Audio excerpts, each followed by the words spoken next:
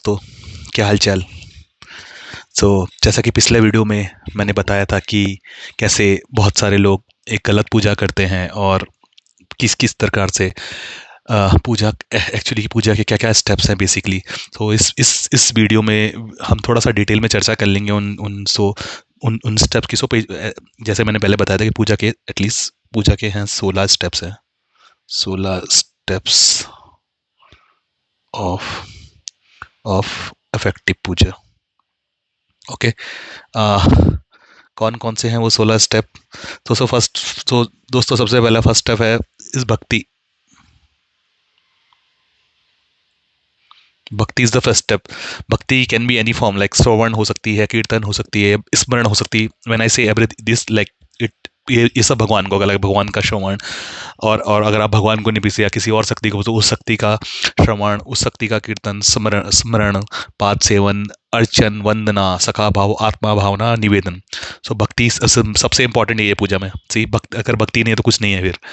बिना भक्ति के कुछ भी को बाकी सारे स्टेप इज लाइक फ्रूटलेस, कोई फर्क नहीं पड़ता बाकी स्टेप्स का। दूसरा जो चीज है इंपॉर्टेंट है पूजा में, वो है शुद्धि। शुद्धि इज बेसिकली की मतलब शुद्धि डिफरेंट डिफरेंट टाइप की होती है। दिशा शुद्धि, स्थान शुद्धि, शरीर शुद्धि, मन शुद्धि। लाइक किस दिशा में बैठ के पूजा करनी है। जैसे अगर पैसा चाहिए तो लोग यूजुअली लोग वेस्ट फेसिंग बैठते हैं, हेल्थ के लिए लोग ईस्ट फेसिंग बैठते हैं, पितरों के लिए लोग साउथ फेसिंग बैठते हैं। बेसिकली पूजा किस स्थान में, मतलब किस साइड से आपका फेस होना चाहिए, जिससे कि आप एक इफेक्टिव पूजा कर पाओ। एंड डिपेंड ऑन आपको क्या चाहिए, किस किस क्या उद्देश्य क्या है पूजा करने का आपका। ठीक है। आगे आगे शरीर शुद्धि, लाइक स्नान करो, स्नान होना चाहिए आपको। अगर जब भी आप पूजा में बैठे तो इंश्योर करिए कि एटलीस्ट आप स्नान कर रही हैं। मॉर्निंग में हो सकता है, अगर आप नहीं कर सकते स्नान तो एटलीस्ट एक शुद्धिकरण मंत्र है वो, जो कि भगवान विष्णु का है। ओम अपवित्रो पवित्रो वा सर्वस्तो गतोपि वा या स्मृत पुंडरी काक्षम सा बाह्याभ्यंतर शुचि।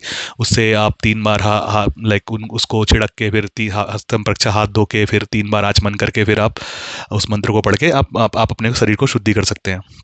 ठीक है। मन की शुद्धि भी बहुत जरूरी है। मन की शुद्धि इज़ वेरी इंपॉर्टेंट। मन शुद्ध होना चाहिए। ऐसा नहीं कि आप किसी को बारे में जेलसी है, गाली दे रहे हैं या एंगर है, कुछ भी है, तो इंश्योर करें कि आपका मन भी शुद्ध हो। प्राणायाम थोड़ा सा प्राणायाम एक्चुअली थोड़ा बहुत तो सभी को आता है। नॉर्मल ब्रीथिंग टेक्निक आप रेचक भी कर सकते हैं।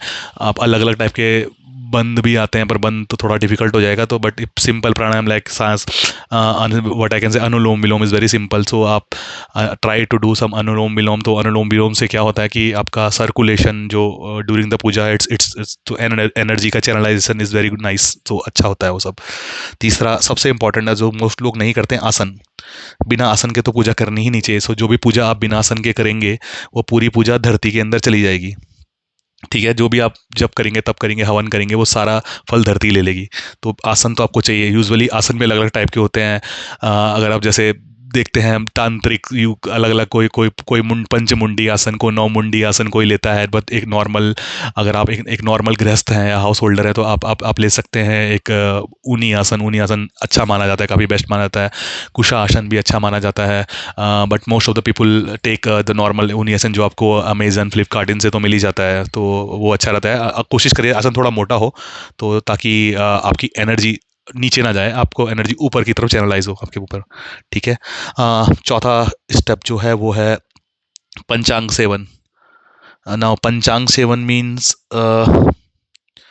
थोड़ा सा वीडियो बड़ा हो रहा है, लेकिन पंचांग सेवन इज बेसिकली, आप जब ऑब्वियसली आप पूजा कर रहे हैं तो किसी देवता की पूजा कर रहे होंगे।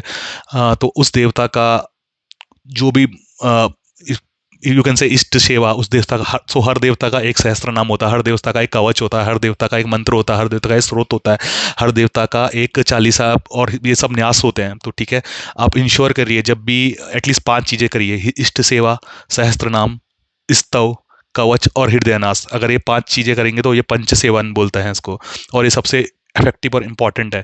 स्पेशली इष्ट का concept we can tell in the next video कि इष्ट का कॉन्सेप्ट क्या। आई थिंक हर किसी का एक न एक इष्ट तो होना ही चाहिए, और अगर नहीं है तो आपको एक इष्ट बना लो।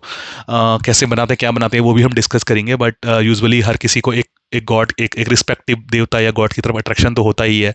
तो मोस्ट लाइकली वो देवता और गॉड उनका इष्ट हो जाता है।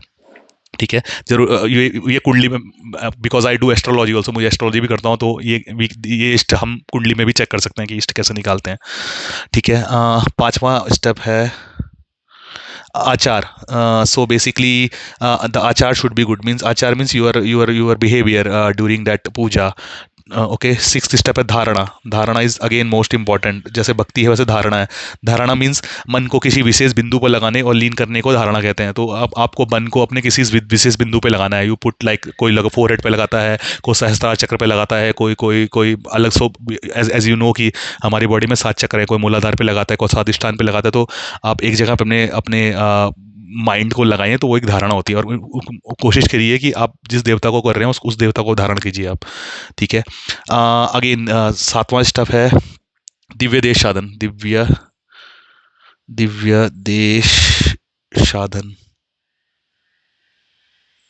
अब ये क्या है?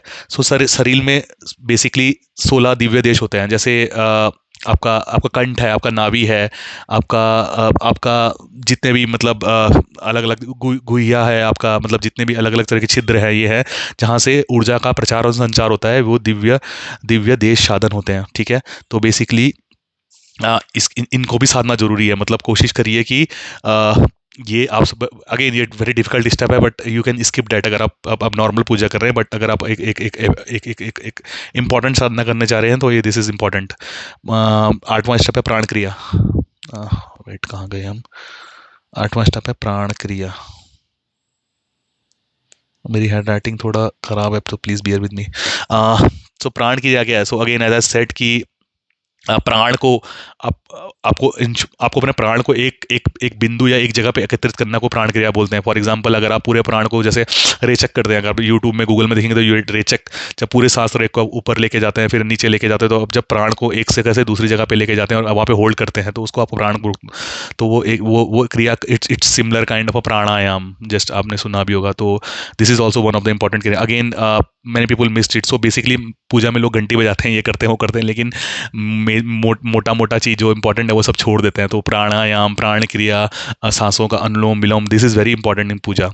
नौवां स्टेप है मुद्रा. मुद्रा आपने सुना ही होगा, जो कि मैंने आजकल फेमस भी है in all the YouTube channel. Mudras where you use your different hand locks. आप हैंड लॉक्स करते हैं अलग अलग, हर देवता के अलग मुद्रा होती है. कुछ कुछ बेसिक मुद्रा होती है, आह्वान मुद्रा होती है, स्थापन मुद्रा होती है, सुस्वागत मुद्रा होती है, आपका सकलीकरण मुद्रा होती है, आपको फिर अंगूठा मुद्रा होती है. सो बेसिकली आपको क्या करना है? देवता को बुलाना है, स्थापित करना है, उनको नमस्कार करना है. ठीक है. उस देवता की मुद्रा लगानी है और उसके बाद उन देवता को बेसिकली मुद्रा समर्पण करनी, मुद्रा का समर्पण करनी है. ठीक है. देवी की अलग मुद्रा होती है, देवता की अलग होती है, बट हर देवता की एक ना एक मुद्रा जरूर होती है अपने आप में. ठीक है. ये वीडियो भी थोड़ा सा बड़ा हो गया, मैं इसको एक काम करता हूँ, यहाँ पे स्टॉप करता हूँ एंड मैं एक नेक्स्ट वीडियो बनाऊंगा, बिकॉज ये अपलोड करने में बड़ा दिक्कत होता है, बड़ा वीडियो को. तो will see you in the next video then. Thank you.